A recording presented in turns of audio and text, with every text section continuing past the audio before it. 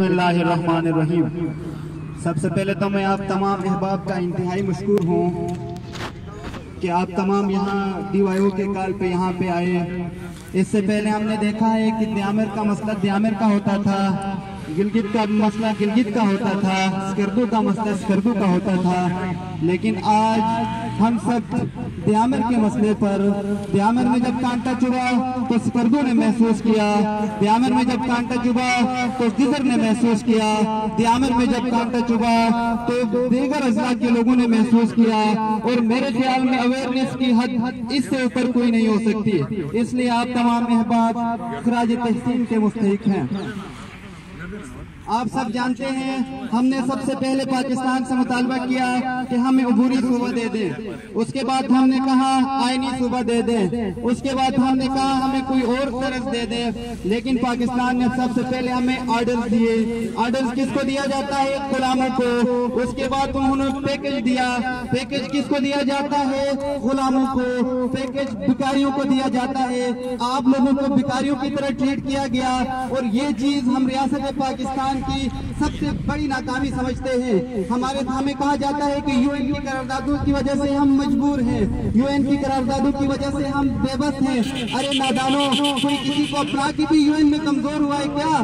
آپ لوگوں نے ہمیں دور بھگا کے اب یہ کہتے ہیں کہ ہم UN میں مضبوط ہو رہے ہیں۔ یہ آپ کی خام خیالی ہو سکتی ہے، لیکن اس کا حقیقت سے کوئی تعلق نہیں ہے۔ یہ آپ کی خام خیالی ہی ہے کہ آپ سمجھتے ہیں کہ گلگت کو دور رکھ کر، حقوق سے دور رکھ کر آپ اقوام متحدہ میں اپنی قراردادوں کو مضبوط کر رہے ہیں۔ تو آپ اگر وہاں پہ مضبوط کر بھی لیں تو آپ یقینی طور پہ گلگت میں اپنے آپ کو کمزور کریں گے، اور گلگت بنیاد ہے، وہاں پہ آپ نے اپنے آپ کو مضبوط کرنا ہے، نہ کہ UN میں۔ آپ کہتے ہیں UN کی مجبوریاں ہیں۔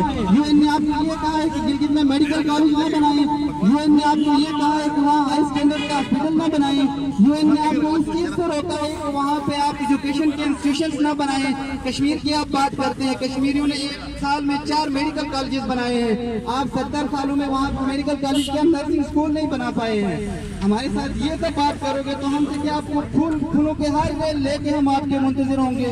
ہم یقینی طور پہ ہم یہ سوچتے ہیں کہ یہ اس طرح کے اقدامات سے آپ اپنے آپ کو کمزور کر رہے ہیں۔ اور دارال تانگیر کے ایک ضلع کی تحریک ہم نے چلائی، ہمیں کہا گیا کہ آپ ضلع نہیں بن سکتے۔ ہم نے کہا کیوں نہیں بن سکتے؟ 1.5 لاکھ کی آبادی ہے دارال تانگیر کی، اس سے پہلے نگیر کو بنایا گیا، اور دوسرے اضلاع جو ہمارے بنے ہیں ہمیں ان سے کوئی اختلاف نہیں ہے، ہم کہتے ہیں ان کو بھی بننا چاہیے تھا، بہت اچھی بات ہے، لیکن ہمیں دیامر کو بھی دارال تانگیر کو بھی ایک ضلع کا درجہ دیا جائے۔ یہ عوام کا بنیادی آپ لوگوں سے مطالبہ ہے۔ عوام ضلعی سطح پہ اگر مضبوط ہوں گے، عوام متحد ہوں گے، اور آپ کے ساتھ عوام چلے گی تبھی آپ چل پائیں گے۔ آپ نے خود اقوام متحدہ کی قراردادوں کی سے کئی عرصہ پہلے آپ اس کی جو ہے وہ بے حرمتی خود کر رہے ہیں۔ آپ نے کہا متنازع ایریا ہے، وہاں پہ آپ نے ڈیم بنا دیا، متنازع ایریا ہے، آپ نے وہاں سے سی پیک گزار دیا، وہ اس ٹائم آپ کو یاد نہیں آتی۔ آپ کو جو ہے وہ جب ہم حقوق مانگتے ہیں تو آپ کو یاد آتی ہے۔ DYO کے بھی انتہائی ہم مشکور ہیں کہ انہوں نے اس اہم ایشو پر اسلام آباد پریس کلب کے سامنے ایک احتجاجی مظاہرے کا اہتمام کیا۔ ہم آپ سے مطالبہ کرتے ہیں، حکومت وقت سے مطالبہ کرتے ہیں کہ بالفور دارال تانگیر کو ضلع بنایا جائے، اور دیامر جو ڈیم سے متاثرین لوگ ہیں ان کی جو بھی مطالبات ہیں ان کو بالفور ان کو حل کیا جائے۔ والسلام، تھینک یو سو مچ۔